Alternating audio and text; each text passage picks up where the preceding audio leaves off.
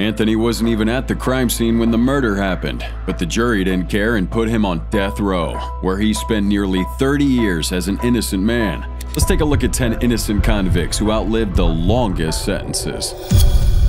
Number 10. Kevin Strickland. It's been a long 43-year fight for Kevin Strickland, but tonight he can finally say he's a free man. Still in disbelief. No, I didn't think this day was going to come. April 25, 1978, in Kansas City, Missouri, three young souls, 22-year-old Sherry Black, 21-year-old Larry Ingram, and 20-year-old John Walker, were killed. And an 18-year-old guy named Kelvin Strickland, who was just chilling and watching TV at the time, ends up becoming the prime suspect. Evidence? There was none, at least not against Kelvin. Instead, all the accusations pointed at one person, Cynthia Douglas. She survived that night by pretending to be dead after getting shot in the leg. But under immense pressure from detectives, she points her finger at Kelvin as one of the culprits.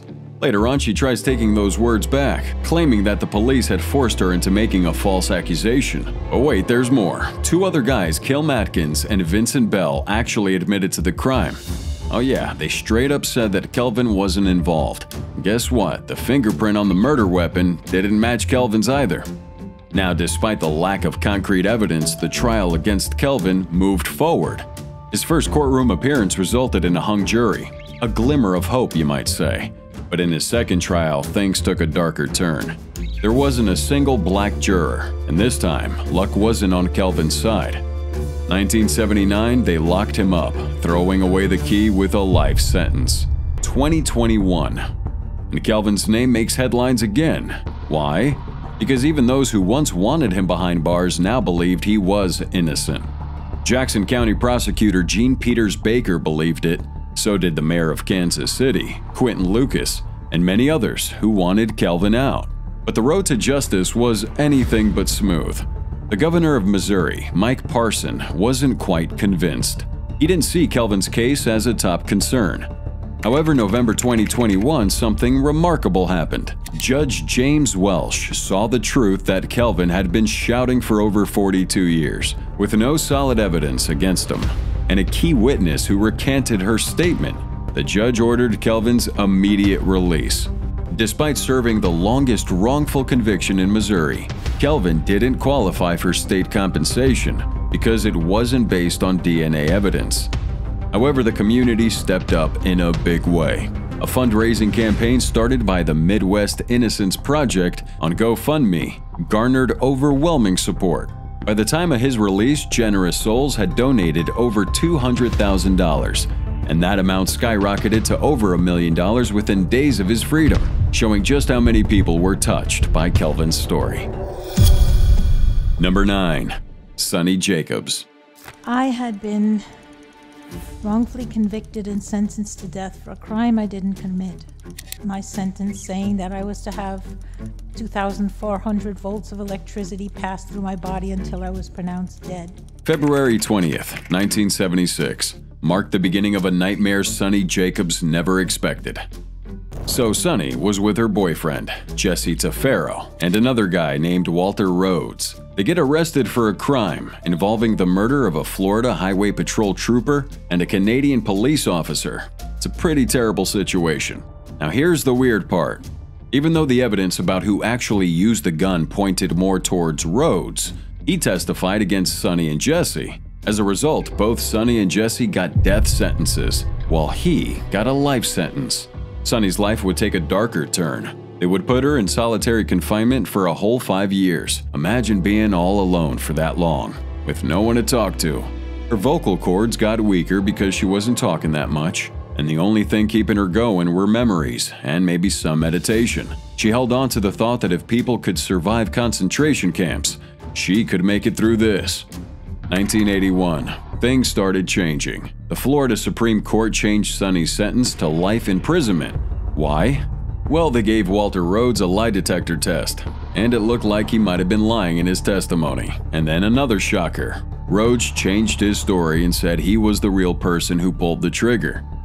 As the story the prosecutors told fell apart, a witness admitted that they lied when they testified against Sonny during the trial. While things were looking up for Sonny now, Jesse's fate was sealed. 1990, he was executed on death row. But Sonny's friend, Mickey DeKoff, who was also a filmmaker, didn't give up. She found some problems with what was said in court, and this eventually led to Sonny's conviction being overturned by the 11th U.S. Circuit Court of Appeals. October 9, 1992, after 17 years in prison, Sonny walked out of the Broward County Courthouse as a free woman. The world outside had changed a lot. It wasn't easy adjusting. She had flashbacks, dreams about prison, and missed the familiar feeling of her cell. But being out in nature, especially by the ocean, helped her find peace. Nowadays, Sonny's life is completely different. She lives in LA, where she works as a yoga instructor. She has her daughter, a fun dog, and even works on movie projects with Mickey. Sonny's currently writing her memoirs, telling the story of how she went from death row darkness to the light of freedom. Despite all the challenges, she's managed to rebuild her life, make new connections, and find happiness again. Number 8. Clarence Elkins. If I ever proved my innocence and walked out of the prison, that I would be just like when I walked in. I'm still pinching myself. Little did I know I was totally wrong. June 7, 1998, in Barberton, Ohio. On that fateful morning, Clarence's mother-in-law, Judy Johnson, aged 58, was brutally attacked in her own home. She endured not only rape, but also stab wounds and savage beatings that left her with multiple fractures. And what makes this even scarier is that her granddaughter, Brooke Sutton, was there as well, asleep in her grandmother's bed. When she woke up, she saw a man in the kitchen, which made her so scared that she froze. The man went into the room and knocked her out.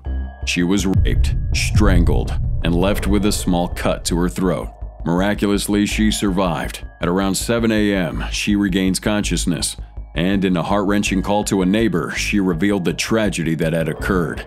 Now, here's where things get complicated. When the police questioned Brooke, she said something that would really mess things up. She said the attacker looked like Uncle Clarence. This statement would come back to haunt Clarence Elkins, and you'll see why.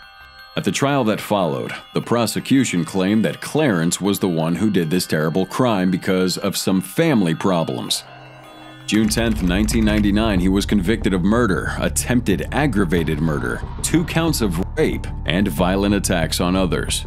This was despite there being no physical evidence tying him to the crime scene and lots of people saying he was innocent. Now, years later, Brooke Sutton changed her story. She said that she was too young and scared back then to speak up against what she had said before. Her doubts about her identification of Clarence were a big turning point in the case. It set off a search for the truth that would take years and finally reveal who the real bad guy was. Now, even though there wasn't any solid DNA evidence at the time of Clarence Elkins' conviction, his family, especially his wife Melinda, and a dedicated investigator didn't give up. They pushed for retesting of that evidence, and guess what? The DNA test showed that Clarence didn't do it. December 15, 2005, Clarence is finally set free after suffering over 6 years of being locked up for something he didn't do. After all of that, he settled with the state of Ohio for $1,075,000 and sued the Barberton police, which ended up in a $5.25 million settlement. That's how a long and difficult journey for justice ended on a brighter note for Clarence Elkins. Number 7. Glenn Ford. Mr. Ford, you've waited a lifetime for this moment. How's it feel to be a free man? Hey, it's still my mind going all kinds of directions, but it feels good. Do you harbor any resentment? Yeah, because I was locked up almost 30 years for something I didn't do. November 5th, 1983, in Shreveport, Louisiana. That day, Isidore Roseman, a 58-year-old jeweler, was found dead in his store. He'd been fatally shot in the back of the head, and the whole city was in shock. Now here's where Glenn Ford comes in. He worked as Roseman's gardener and was nearby when the murder happened. Some people say they saw him around the store at that time. Shortly after the crime, they found Ford with stuff stolen from the store and a .22 caliber pistol that was connected to the robbery. Suspicion grew even more when a witness said they saw a .38 pistol with Ford, which was the same type of bullet used in the murder, so Ford got arrested pretty quickly. But here's the thing, Ford's legal journey took a pretty rough turn. He He got two lawyers who didn't have much experience with criminal trials. Just imagine having your future on the line with these two guys who don't know anything. Plus, there were concerns about bias and how the jury was picked. 1988, even though there wasn't much strong proof that Ford did it, he was found guilty and given the death penalty. But hold on, there's more to this story. It wasn't until 2000 that the Louisiana Supreme Court looked into hidden evidence that could have shown other people might have been involved in the crime. 2013, things would take a bigger turn. A guy named Jake Robinson supposedly confessed to the murder, and this led to a motion to cancel Ford's conviction. March 2014, a judge overturned Ford's conviction and he was declared not guilty. Ford's exoneration was a big deal in the fight against wrongful convictions. He would become one of 150 people on death row in the US who would get released because they were innocent. Even though he was proven innocent, Ford was denied a $313,000 settlement under Louisiana law. They claimed that he had some role in the initial crime. June 29, 2015. He passed away from lung cancer. It was said he was still trying to make things right and fight for fairness until the end. Number 6. Walter McMillan. You didn't kill Rhonda No, Marsh? sir. I ain't never seen Rhonda Marsh a day in my life. God knows I ain't. Where were you on the day of the murder? At my house. November 1st, 1986, 18-year-old Rhonda Morrison, a white dry cleaning clerk, was murdered at Jackson's Cleaners in Monroeville, Alabama. She'd been brutally shot numerous times from the back. At the time of her murder, Walter McMillan was miles away at a church fish fry, surrounded by numerous witnesses, including a police officer who saw him there. June 1987, the pressure to find a suspect led to McMillan being arrested. What followed was an astonishing move. He was sent directly to Alabama's death row. Despite having no prior felony convictions, Sheriff Tom Tate, who arrested him, said, "I'm gonna put 12 people on the jury who gonna find your goddamn black ass guilty." August 1988, McMillan faced a trial that lasted only a day and a half. Shockingly, the jury found him guilty of a capital offense, ignoring multiple witnesses with alibis testifying that he was at that fish fry during the crime. There was no physical evidence linking him to that murder. September 1988, the infamous judicial override happened when Judge Robert E. Lee Key Jr. disregarded the jury's recommendation of a life sentence and imposed the death penalty. This practice, where judges could change the jury's decision, was criticized a lot. People said it just wasn't fair and could be unpredictable. 1992, an attorney named Brian Stevenson stepped into the picture, becoming McMillan's beacon of hope. Stevenson took on the case and uncovered a web of deception. At the time, he was awaiting trial and facing a possible death sentence for murder. He says an Alabama Bureau of Investigation agent used that to pressure him to lie about McMillan. Ralph Bernard Myers, a key witness, confessed that he had lied under pressure from law enforcement officers. Stevenson's relentless pursuit of justice finally paid off. February 23, 1993, the Alabama Court of Criminal Appeals ruled unanimously to reverse McMillan's conviction and grant him a new trial. The evidence of his innocence was overwhelming. His truck, supposedly seen at the crime, hadn't been converted as claimed. Moreover, a witness had seen the victim alive after the time prosecutors alleged the murder occurred. March 2, 1993, McMillan was proven innocent, and they dropped all the charges against him. He would file a civil lawsuit against state and local officials for his wrongful prosecution and conviction, which eventually resulted in an undisclosed settlement. Later in life, he would battle dementia, believed to be a result of the trauma he endured. And on September 11, 2013, Walter McMillan passed away. Number 5. James Bane. You are a free man. Congratulations. With those words, Jamie Bane knew he was headed to a new phase of his life, one as a free man after spending 35 years behind bars. March 4th, 1974, in Lake Wales, Florida, James Bane found himself wrongly accused and convicted of a heinous crime. The victim had been kidnapped from his own home, dragged to a baseball field, and raped by a man with distinctive bushy sideburns and a mustache. The tide turned against Bane when a relative of the victim, upon hearing this description, thought it resembled him. Bane's picture was placed alongside 4 others in a lineup, and tragically, the young victim pointed to Bane as the assailant. At the time of his arrest, Bane had no criminal record. He maintained that he was at home watching TV with his sister when the crime took place. May 1974, Bane would face trial in the 10th Judicial District Circuit Court in Polk County. The victim's identification of him as the perpetrator casted a shadow over the proceedings. The trial took place before the era of DNA testing, making it impossible to link Bane to the semen found on the victim's underwear. However, according to FBI analysis, the semen's blood group was type B, while Bane was an AB secretor. Now that should have excluded him as the suspect right there. Astonishingly, the FBI analysts argue that Bane's blood group had a weak A, and therefore, he couldn't be excluded. This assertion lacked scientific support. A defense expert countered that Bane's blood group undeniably had a strong A, definitively excluding him. May 23, 1974, the jury reached a verdict: guilty. Bane's life was forever altered as he was sentenced to life in prison. For decades, Bane fought to have the evidence re-examined, seeking DNA testing starting in 2001. However, his efforts would bear no fruit until 2005, when the Innocence Project of Florida took on the case with unwavering determination. The results of the DNA testing were clear. There was no trace of Bane in the biological material collected at the crime scene. After 35 years behind bars, justice had finally prevailed. December 17, 2009, James would walk out of prison, a free man once again.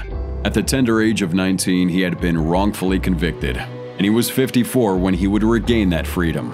He spent more time in a prison for a crime he didn't do than anyone else in the United States who was proven innocent through DNA evidence.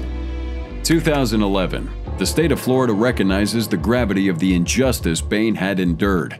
They awarded him $1.75 million in compensation, a small but significant step towards making amends for the irreparable damage inflicted upon him. Number 4. Ricky Jackson, Ronnie, and Wiley Bridgman. In November 2014, Ricky Jackson, Wiley Bridgman, and Kwame Ajamu made headlines when they were exonerated for the 1975 murder of a salesman at a Cleveland, Ohio convenience store. May 19, 1975. Businessman Harold Franks was brutally killed outside a small grocery store on the city's east side, where he delivered money orders. 2 black men were said to have beaten him, throwing acid in his face before one of them would fatally shoot him twice with a .38 caliber. The shooter would also fire a round, hitting Anna Robinson, the wife of the store's owner. The men would steal Frank's briefcase and flee to a waiting green car driven by a third man. This case would change the lives of the 3 young men forever: Ricky Jackson, Wiley Bridgman, and Ronnie Bridgman, who later became known as Kwame Ajamu. The only reason they were accused of the crime was because a kid named Eddie Vernon said they did it. But little did anyone know this would lead to one of the longest and craziest cases of wrongful imprisonment in the United States. Ricky Jackson was just a teenager when all this happened. Even though there wasn't any real evidence connecting him to the crime and that he had people who would vouch for him being somewhere else, he and his friends would get slapped with the death penalty. Later, they changed it to life in prison without any chance of parole. Ricky Jackson ended up behind bars for a whopping 39 years, 3 months, and 9 days, which is a record for someone who turned out to be innocent. 2011, the Cleveland Scene magazine decided to dig into the case. They found a lot of problems with Eddie Vernon's testimony. There wasn't any other evidence pointing to Ricky and the Bridgman brothers as the bad guys. So they tried to talk to Eddie, who was now all grown up, and he wasn't saying much. And then something unexpected would happen. Eddie Vernon, encouraged by his pastor, came out and said he lied when he was a kid. He admitted he had messed up big time, wrongly accusing these guys of a murder they didn't do. Now, this confession got the ball rolling on getting justice for Ricky, Wiley, and Kwame. Lawyers from Ohio Innocence Project stepped in and asked for new trials for these guys. They showed that Eddie had actually tried to take his story back before, but the police pressured him not to. November 2014, after all those years of unfair punishment, a judge finally said, "Enough is enough," and threw out their convictions. December 2014, Kwame Ajamu's conviction was tossed out as well. After being released, they received compensation for all the time they lost. Ricky Jackson would receive $1 million in 2015 and another $2.65 million in 2016. The Bridgman brothers got $1.6 million in 2015 and an extra $4.38 million in 2016. And by May 2020, the city of Cleveland decided to pay him a whopping $18 million to settle their lawsuits. So in the end, these guys finally got justice after a crazy, unfair journey. Number 3. Anthony Ray Hinton. For 30 years, Anthony Ray Hinton was a dead man walking. But not now. Family prayers answered, a dream no longer deferred. February 25th and July 2nd, 1985, in Birmingham, Alabama, 2 terrible murders would happen.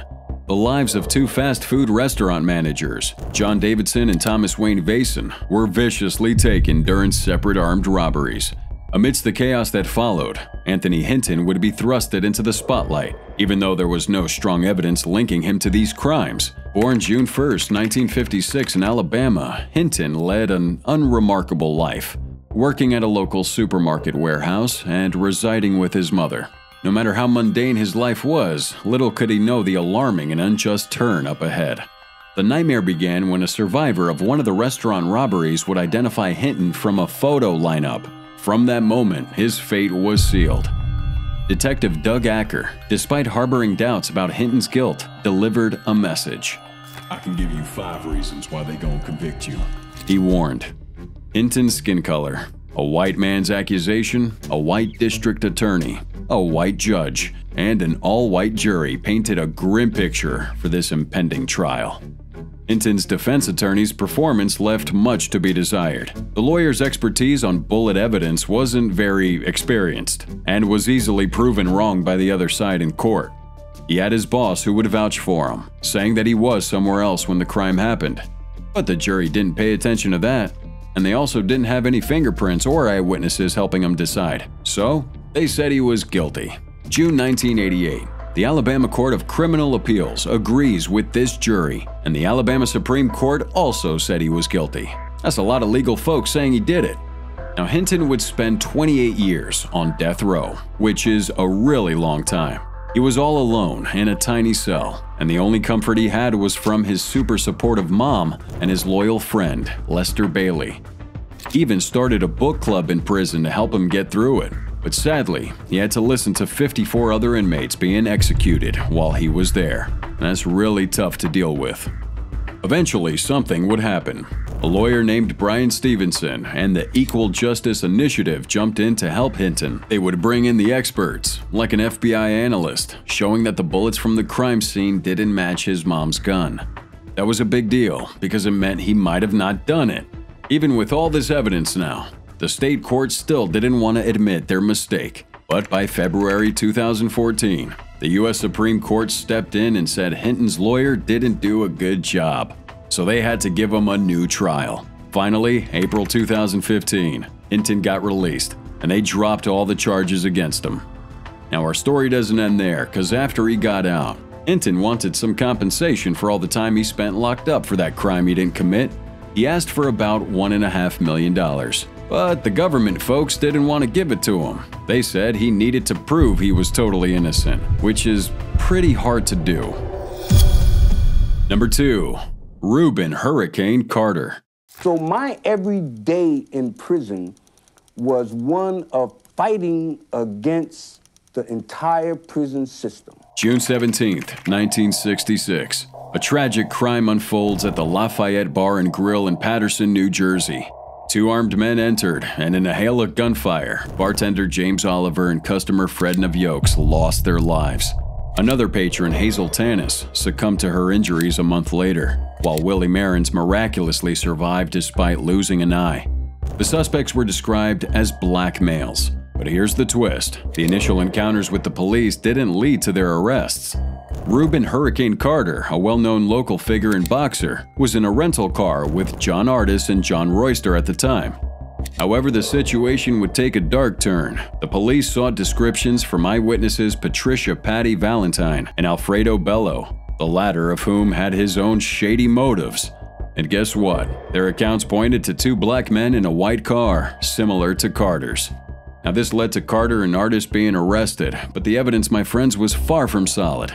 There wasn't any forensic links to the murders, and even gun residue tests weren't conducted thoroughly. After a grueling 17-hour interrogation, they were released. But the case would take another twist when Bello changed his story, possibly in pursuit of a reward. The rental car held by the police later revealed 2 unfired rounds, inconsistent with the murder weapons. Despite these discrepancies, Carter and Artis were convicted of first-degree murder, primarily based on eyewitness accounts. Their conviction sparked a widespread campaign for justice, with figures like Muhammad Ali and Bob Dylan advocating for their release. 1985, after nearly 2 decades behind bars, Carter's convictions were finally set aside due to undisclosed deals between prosecutors and witnesses. Ruben "Hurricane" Carter emerged from this ordeal as a free man, but the scars of injustice ran deep. He dedicated his life to fight against wrongful convictions, serving as the executive director of the Association in Defense of the Wrongly Convicted. March 2012, Carter revealed he had terminal prostate cancer, with doctors giving him prognosis of 3 to 6 months to live. But he didn't give up. He continued working for justice until the end, advocating for individuals like David McCallum, who was also wrongfully incarcerated. Sadly, in April 20th, 2014, at the age of 76, Ruben "Hurricane" Carter passed away, leaving behind a legacy of resilience and a commitment to the pursuit of justice. And number 1, Leonard Peltier. Most well-known and longest incarcerated prisoners, Leonard Peltier. The Native American activist and former member of the American Indian movement was convicted of killing 2 FBI agents during a shootout on South Dakota's Pine Ridge Indian Reservation in 1975. June 26, 1975, tragedy strikes on the Pine Ridge Indian Reservation in South Dakota. 2 FBI agents, Ronald Arthur Williams and Jack Ross Kohler, were on a mission. They were searching for a young man named Jimmy Eagle, suspected of a recent assault and robbery. But what led them to that moment and what followed? That day at approximately 11:50 a.m., as they followed a red pickup truck that matched Eagle's description, the agents radioed for help. They reported being under fire from the truck's occupants. Imagine the tension and chaos in that situation. It would quickly escalate, resulting in the tragic deaths of Agent Williams and Kohler. The firefight would leave 125 bullet holes in their vehicles. Leonard Peltier, an active member of the American Indian Movement, or AIM, was among those arrested for the shooting. Controversy marked the trial that followed in Fargo, North Dakota.